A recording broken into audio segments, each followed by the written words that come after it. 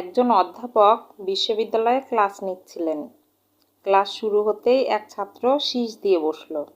অধ্যাপক থেমে গিয়ে বললেন, কে শীষ দিল?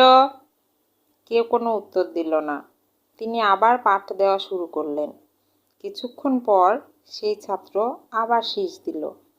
অধ্যাপক আবার থেমে জিজ্ঞেস করলেন, কে শীষ দিচ্ছে? তবুও কেউ উত্তর দিল না। তিনি আবার ক্লাস শুরু করলেন। কিন্তু এবার যখন তৃতীয়বারের মতো শীষ এলো, তিনি কলম বন্ধ করলেন এবং বই গুটিয়ে বললেন, আজকের ক্লাস এখানেই শেষ, তবে আমি তোমাদের একটা গল্প শোনাবো। ক্লাসে নেমে এলো নিস্তব্ধতা। সবাই মনোযোগ দিল। অধ্যাপক বললেন, এক রাতে ঘুম আসছিল না। অস্থির হয়ে বাসা থেকে বের হয়ে গাড়ি চালিয়ে কোথাও যাচ্ছিলাম। কোনো নির্দিষ্ট গন্তব্য ছিল না।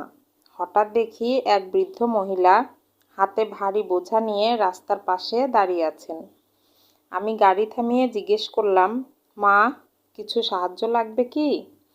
তিনি খুশি হলেন, গাড়িতে উঠলেন। চলতে চলতে বুঝলাম তিনি আমাকে ভালোভাবেই চেনেন। তিনি আমার চোখের দিকে তাকিয়ে বললেন, ডক্টর সাহেব, আমার একটা অবৈধ সন্তান আছে। সে আপনার ইউনিভার্সিটিতেই পড়ে। আমি চাই আপনি তার পাশে থাকুন, তাকে মানুষ হিসাবে গড়ে তুলুন। আমি বললাম, নিশ্চয় মা, কিন্তু নামটা বললে তো আমি তাকে চিনতে পারবো। তিনি হেসে বললেন, নাম বলার দরকার নাই, আপনি নিজেই তাকে চিনে ফেলবেন।